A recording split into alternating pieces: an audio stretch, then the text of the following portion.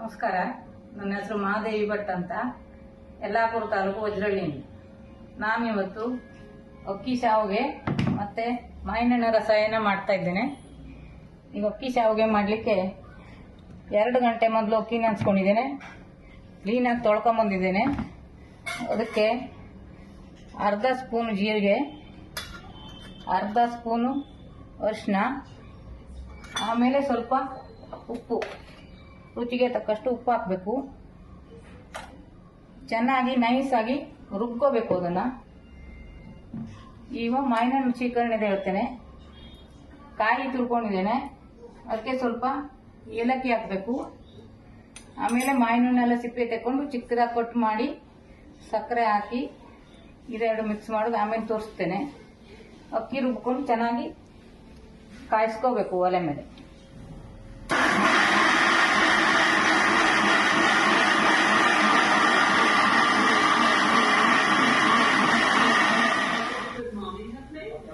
ನುಣ್ಣಗೆ ರುಬ್ಕೊಂಡು ಹಿಟ್ಟ ಒಲೆ ಮೇಲೆ ಇಟ್ಟು ಕಾಯಿಸ್ತಾ ಇದ್ದೇನೆ. ಈ ಥರ ತೆಳ್ಳಗೆ ಮಾಡ್ಕೋಬೇಕು.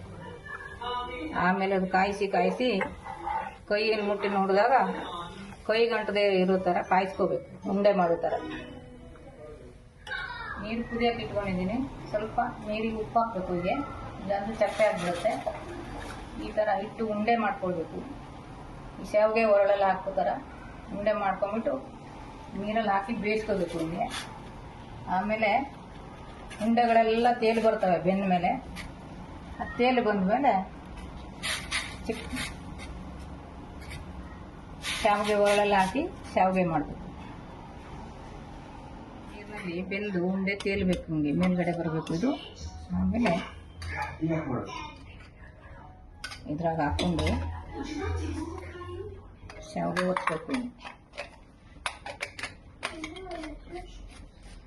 ಬಿಸಿ ಬಿಸಿ ಇರುವಾಗೆ ಶಾವಿಗೆ ಒತ್ತಬೇಕು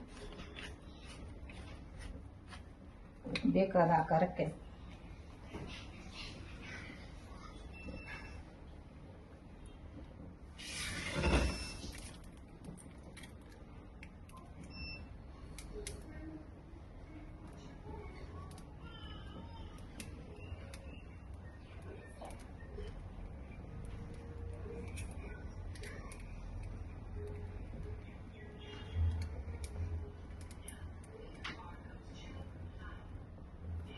ತೆಂಗಿನಕಾಯಿ ಹಾಲು ಹಾಕ್ತಾ ಇದ್ದೀನಿ, ರುಬ್ಕೊಂಡು ಬಂದಿರೋದು. ರುಬ್ಬಿ ಗಾಳಿಸಿದ್ದೀನಿ ಅದು.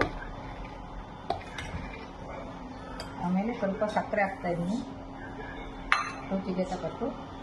ಸ್ವಲ್ಪ ಬೆಲ್ಲನೂ ಮಿಕ್ಸ್ ಮಾಡ್ತಾ ಇದ್ದೀನಿ. ಬೆಲ್ಲ ಒಂದೇನು ಹಾಕಿ ಮಾಡ್ಬೋದು.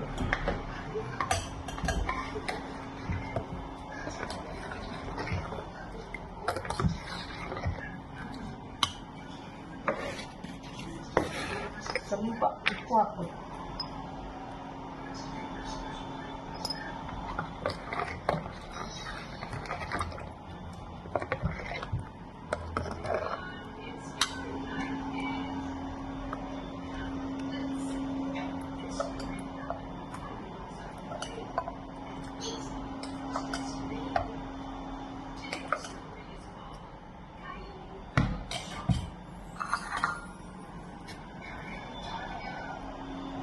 ರುಚಿಯಾದ ಶಾವಿಗೆ, ಅಕ್ಕಿ ಶಾವಿಗೆ ಮತ್ತು ಮಾವಿನಹಣ್ಣಿನ ರಸಾಯನ ರೆಡಿಯಾಗಿದೆ.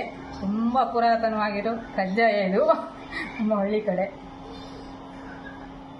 ನಮಸ್ಕಾರ.